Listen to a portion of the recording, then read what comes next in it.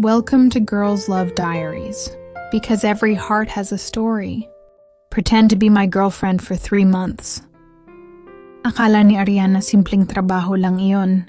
Sasama sa events, ngingiti sa cameras, at magpapanggap na mahal ang malamig na CEO na si Celeste Laurent. Pero habang tumatagal, mas nagiging mahirap ihiwalay ang pekeng halik sa totoong nararamdaman. At mas delikado pala kapag ang babaeng binayaran mong mahalin ka ay siya ring babaeng kayang wasakin ang puso mo. Malakas ang ulan ng gabing iyon.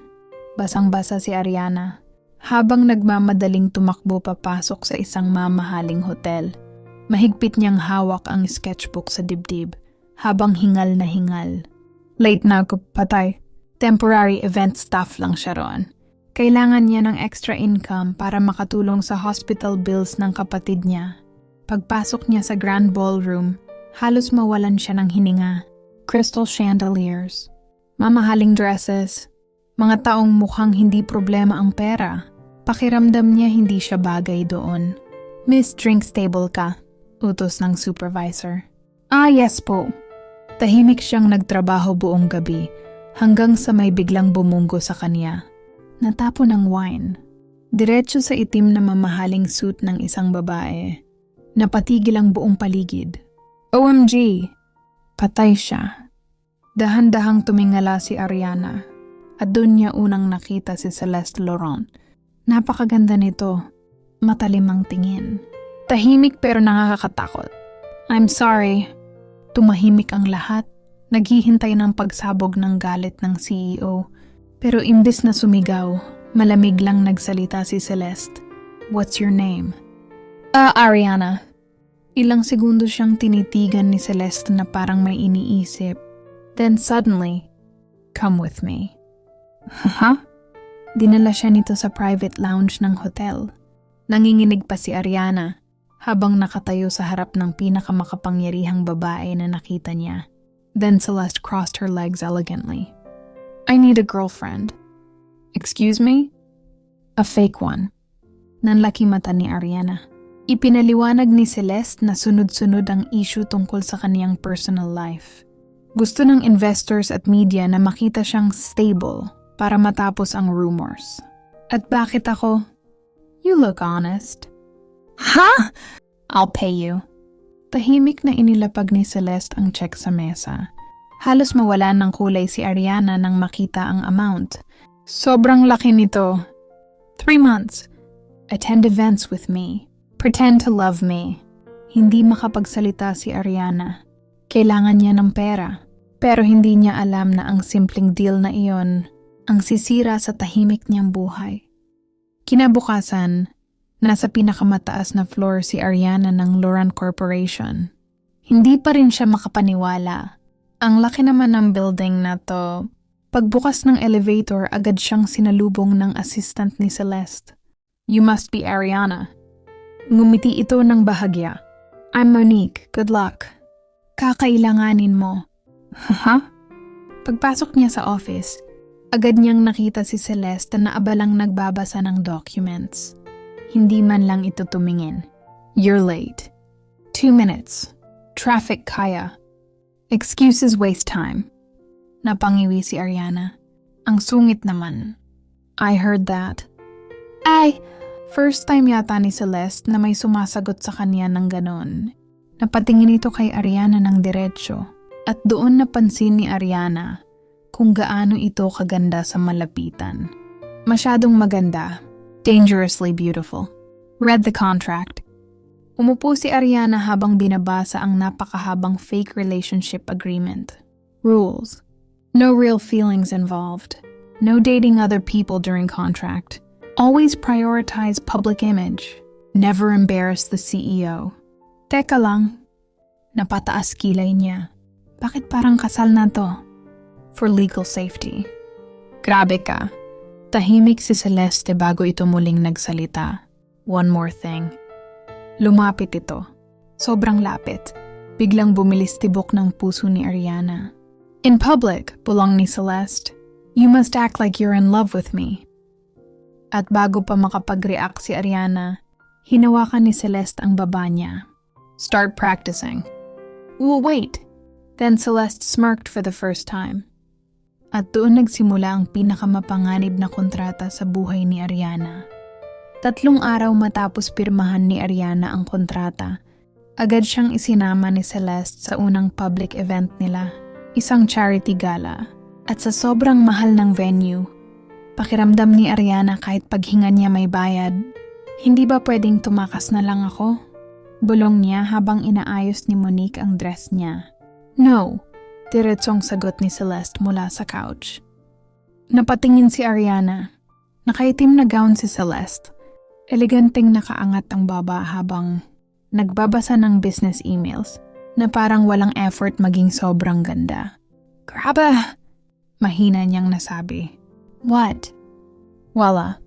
Pero nahuli siya ni Monique na nakatitig. Napangiti ito.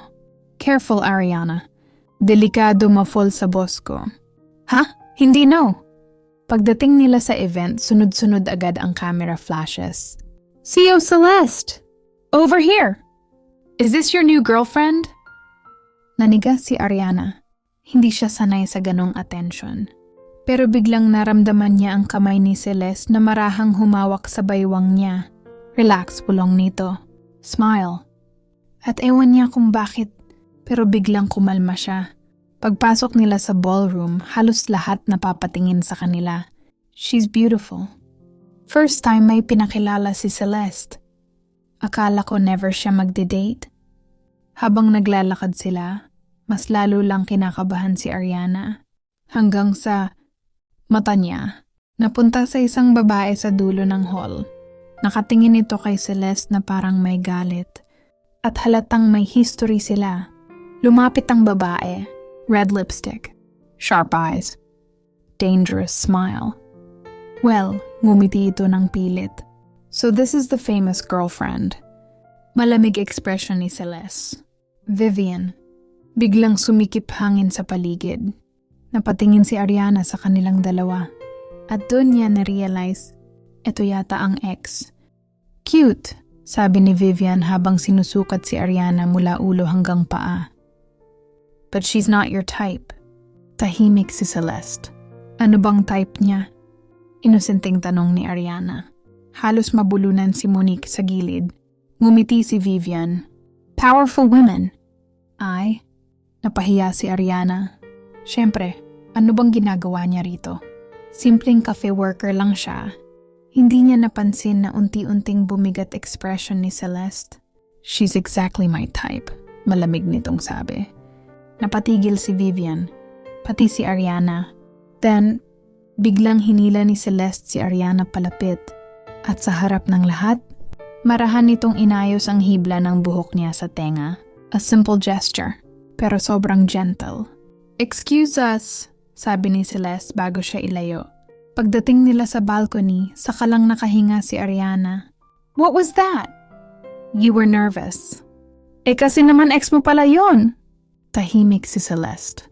Then tumingin ito sa city lights. She likes provoking people. So mahal mo pa? Nanahimik ang paligid. At ilang segundo bago sumagot si Celeste.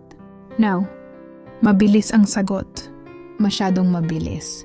Hindi alam ni Ariana bakit, pero may kakaibang kirot siyang naramdaman. Parang ayaw niyang marinig na may naging importante kay Celeste bago siya. At lalong ayaw niyang amining. Naiinis siya. Biglang tumunog phone ni Celeste. Business call? Naiwan mag-isa si Ariana sa balcony habang pinapanood ang CEO na seryosong nagsasalita sa telepono. Napabuntong hininga siya. 3 months lang to. Bulong niya sa sarili. Pero habang nakatingin siya kay Celeste, unti-unti nang nagiging komplikado ang peking relasyon nila. What do you mean 1 room lang? Napalingon ang hotel receptionist sa malakas na boses ni Ariana. Tahimik namang nakatayo si Celeste sa tabi niya habang hawak ang phone. Last-minute schedule changes, kalmadong sabi nito. Every suite is occupied. Bakit iisa lang ang room natin?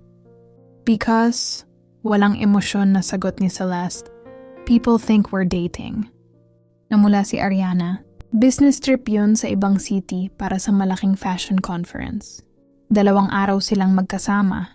At ngayon, Iisa lang ang kama. Pagpasok nila sa suite, halos mahilo si Ariana sa sobrang laki ng room. Floor-to-ceiling windows, gold lights, luxury everywhere. Pero ang focus niya, ang malaking king-size bed sa gitna. No, tahimik na inilapag ni Celeste ang coat niya. You can sleep on the bed. Ano, ikaw? I barely sleep. Napakunot noo si Ariana. First time niyang mapansin kung gaano kapagod ang mukha ni Celeste kapag wala itong cold CEO expression. Parang lagi itong pagod. Habang nag-aayos sila, biglang tumunog ang kulog sa labas. Napahinto si Ariana. Takot ka sa thunder? Tanong ni Celeste. Hindi ah. Boom! Napatalon si Ariana. Tahimik siyang tinitigan ni Celeste bago bahagyang napailing. Come here. Ha? Lumapit si Celeste sa couch kung saan nakaupo si Ariana. At marahang nilapag ang kumot sa ulo nito. Parang bata. Matulog ka na. Napatingin si Ariana sa kanya. You're nicer than you pretend to be. Saglit na natahimik si Celeste. Then umiwas ito ng tingin. You talk too much. Pero kahit ganun ang sinabi nito, hindi na alis sa isip ni Ariana kung gaano ka-gentle ang paraan ng pag-aalaga ni Celeste. At delikado na yata iyon. Kinabukasan matapos ang conference, umulan ng malakas. Na-stuck sila sa hotel cafe habang hinihintay humina ang bagyo. Tahimik lang si Celeste habang nagtatrabaho sa laptop. Samantalang si Ariana ay bored na bored. Question. No response. Celeste. Ngumiti ka naman minsan. I do smile. Hindi counted yung smirk mo. Mukha kang nang-threaten. Napatingin si Celeste. At surprisingly, bahagya itong natawa. Nanlaki mata ni Ariana. Oh my God, marunong ka pala! Stop being dramatic. Pero hindi na napigilan ni Ariana ang pagtawa. At sa unang pagkakataon, nakita ni Celeste ang isang taong komportable sa kanya ng walang takot o ulterior motive. Hindi dahil CEO siya, kundi dahil siya si Celeste. Biglang nawalan ng ilaw dahil sa bagyo. Napatingin si Ariana sa paligid. Great horror movie setup. Tumayo si Celeste at lumapit sa kanya. Masyadong malapit. Relax, mahina nitong sabi. Hindi alam ni Ariana bakit biglang bumilis tibok ng puso niya. Tahimik lang silang dalawa habang malakas ang ulan sa labas. Then Celeste slowly reached for her face. Marahang inalis nito ang foam ng kape sa gilid ng labi ni Ariana gamit ang thumb niya. Saglit na natigilan silang pareho. Masyadong tahimik. Masyadong malapit. Unti-unting bumaba tingin ni Celeste sa labi niya. At doon na-realize ni Ariana, parang hahalikan siya nito. Hindi siya gumalaw. Hindi rin umiwas. Pero bago pa mangyari iyon, biglang bumukas ulit ang ilaw. Agad umurong si Celeste. We should go. At habang naglalakad palabas ng cafe si Celeste, naiwan si Ariana na hawak ang mabilis niyang tibok ng puso. Dahil malinaw na sa kanya ngayon, hindi lang fake ang nararamdaman niya anymore. Gabing-gabi na pero hindi makatulog si Ariana. Paulit-ulit sa isip niya ang comments online. Gold digger, fake girlfriend, user. Napabuntong hininga siya habang nakaupo sa sala ng penthouse ni Celeste. Sa penthouse na siya pansamantalang pinatira ng CEO for safety, biglang bumukas ang pinto. Celeste entered quietly. Bagong uwi galing meeting. Pagkakita nito kay Ariana, agad itong napakunot noo. You're still awake. Tahimik lang si Ariana. Then softly, why are you being so nice to me? Napatigil si Celeste. You don't have to protect me this much. Tahimik ang CEO habang dahan-dahang inilapag ang coat niya. Then tumingin ito kay Ariana. Directly. Because I hate seeing you hurt. Biglang bumilis tibok ng puso ni Ariana. Masyadong sincere. Masyadong totoo. Celeste. Lumapit ito. Slowly. At habang mas lumalapit si Celeste, mas nawawala ang maayos na paghinga ni Ariana. You should stop looking at me like that. Mahina nitong sabi. Like what? Like I'm more than your boss. Natahimik si Ariana. Kasi hindi niya kayang magsinungaling. Hindi na. Biglang kumulog sa labas habang magkalapit silang dalawa. And before either of them could think properly, hinawakan ni Ariana ang wrist ni Celeste. Then stop making me feel like this. Tahimik, heavy silence. Then, Celeste gently cupped her face. Foreheads almost touching, one breath apart. At sa unang pagkakataon, wala nang mukhang fake sa pagitan nila. Pero bago tuluyang magdikit ang labi nila, biglang tumunog phone ni Celeste. Tumigil silang pareho, at nang makita ni Celeste ang caller ID, agad nagbago expression niya. Vivian. Nawala agad init ng moment, at hindi alam ni Ariana bakit parang may masamang mangyayari pagkatapos ng tawag na iyon. Hindi mapakali si Ariana habang pinapanood si Celeste kausap si Vivian sa phone. Malamig ang expression ng CEO. Pero seryoso. Too serious. Pagkababa ng tawag, agad tumingin si Celeste sa kaniya. We need to stop appearing together for a while. Parang may malamig na tubig na bumuhos kay Ariana. What? The rumors are getting worse. Investors are involved now. So? Pilit niyang tanong. Tahimik si Celeste. At doon na kinabahan si Ariana. Celeste, this arrangement is becoming a problem. Arrangement. Hindi relationship. Hindi sila. Arrangement lang. Biglang sumikip dibdib ni Ariana. So ganon lang? Nanginginig niyang tanong. After everything? Hindi agad sumagot si Celeste. And mas masakit yon. Unti-unting napangiti si Ariana, pero basag na.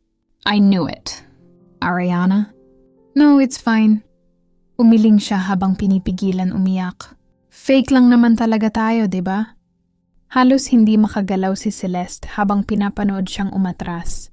You should leave before the media sees you here again. Malamig nitong sabi.